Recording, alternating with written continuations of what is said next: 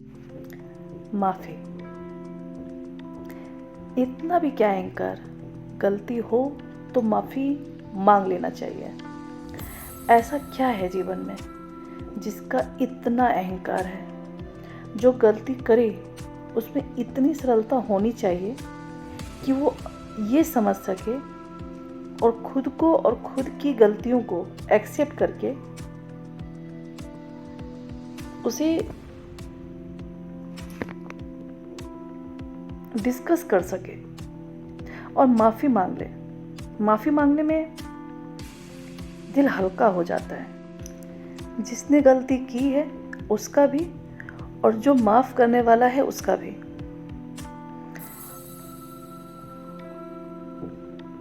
और वो भागा भागा चला आएगा, क्योंकि माफ़ी मांगने वाले से दिल दिमाग का बोझ खत्म हो जाता है।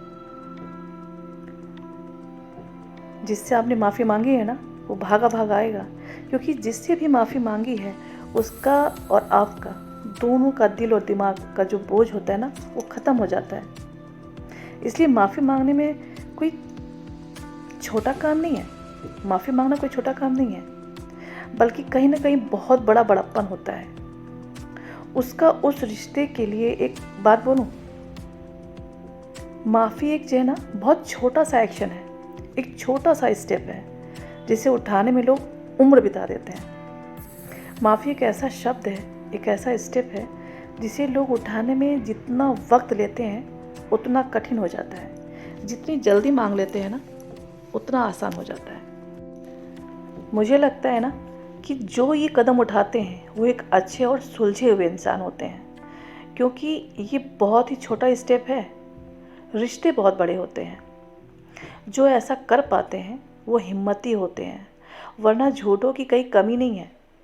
जो जितना ख़त्म है वो उतना ही अकड़ता है, और जो जितना जिंदा है वो उतना ही खुद में मजबूत होता है, ईमानदार होता है।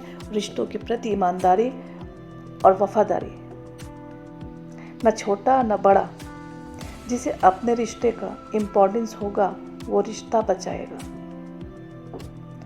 और ईगो को इम्पोर्टेंस नहीं देगा, और जिसे अपनी ईगो इम्पोर्टेंट लगती है वो अपना ईगो संभालेगा।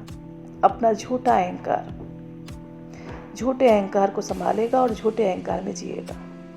वो कभी ना तो खुद उस गलती से खुद को रिलीज़ कर पाएगा और ना सामने वाले को रिलीज़ होने देगा।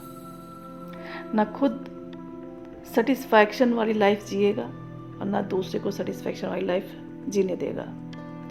ना तो वो खुद चैन से रहेगा, ना सामने वाले को रहने देगा। मतलब कहने का ये है कि गलती करते वक्त तो ज़रा भी एहसास होता नहीं है, और अगर गलती हो गई है, कहीं से पता उसको लग भी जाए कि हाँ उससे गलती हो गई है, भाई तेरे से गलती हो गई है, तो मानना बहुत कठिन है। अगर एक चीज़ और भी है, गलती मांगने वाला अगर आपसे ये बोले ना कि गलती मांगते वक्त कि आपकी भी गलती थी उसमें, तो बस वहीं रुक जाना, उसे माफ़ी मत देना, क्योंकि उसे एहसास ही नहीं है, उसे रियलाइज़ ही नहीं है कहीं पर भी।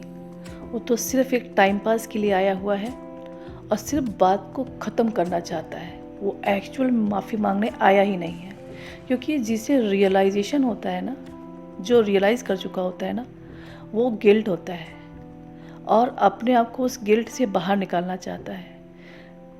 किसी प्रकार की सफाई न देता है न लेता है, सिर्फ अपनी गलती मानता है और बात को ख़त्म करता है। लेकिन जो आपको ये रियलाइज़ करवाने में लगा हुआ हो कि गलती तो आपकी भी थी, तो बस वहाँ ये बात समझने में देर नहीं लगानी चाहिए कि वो जो व्यक्ति बैठा है ना आपके सामने, वो व्यक्ति आपसे माफ़ी मांगने आया ही नहीं है, केवल टाइम पास करने आया है।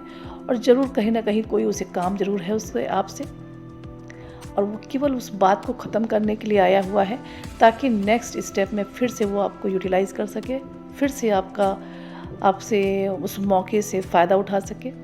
और क्योंकि जो लोग फ़ायदा उठाने वाले होते हैं ना, बहुत चतुर होते हैं, बहुत चंट होते हैं, बहुत चंट दिमाग के होते हैं। उन्हें पता होता है कि नया स्टेप लेने के लिए उन्हें पिछला स्टेप ख़त्म करना ही होगा, दूसरा कदम उठाना ही पड़ेगा। तो वो कहीं ना कहीं आपको मूर्ख बना रहे होते हैं और आप आसानी से मूर्ख बन भी जाते हैं, क्योंकि आप प्यार में होते हैं। आपको लगता है वो मेरा अपना है, मेरा अपना सगा है, मेरी अपनी फैमिली है, मेरा अपना रिलेटिव है, वॉटेवर जो भी रिश्ता है आपका उसके साथ में। लेकिन अपनी बुद्धि को तेल लेने मत भेजिए, अपनी बुद्धि को ठिकाने पर रखिए, समझिए और सामने वाले की आंखों में आई कांटेक्ट लगातार रखिए। आपको हमेशा आई कांटेक्ट बनाकर रखने से फ़ायदा क्या होगा पता है? आप समझ जाओगे कि वो क्या कहना चाहता है। आप ये समझ जाओगे कि वो एक्चुअल में आपके पास आया ही क्यों है। दूध का दूध और पानी का पानी एकदम साफ होगा। बस केवल एक ही काम करना है, चुपचाप ऑब्जर्व करना है उसे और उससे अपना आई कांटेक्ट नहीं हटाना है, क्योंकि जो लोग झूठे होते हैं ना वो आई कांटेक्ट कर ही नहीं पाते, चाहे कितना ही खिलाड़ी क्यों ना हो, चाहे कितना ही बड़ा खिलाड़ी।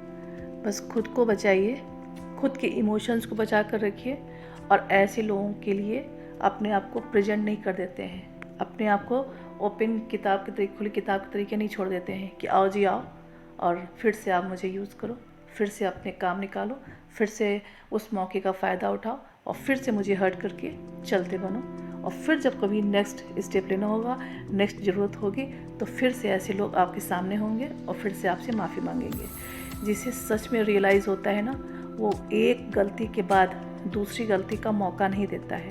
और जो बार बार गलती कर रहा हो ना, तो वो गलती नहीं कर रहा है, वो गुनाह कर रहा है और वो जान के कर रहा है। आपकी ड्यूटी बनती है कि आप मूर्ख ना बने, आप समझदारी दिखाएं और अपने आप को बचाएं, खुद के इमोशंस को बचाएं। तो कैसी लगी आपको ये वीडियो?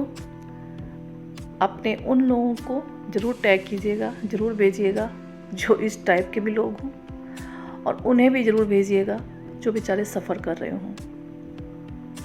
तो जितना हो सके शेयर कीजिए, मेरे चैनल को सब्सक्राइब कीजिए और मिलते हैं नेक्स्ट वीडियो में। Till then bye.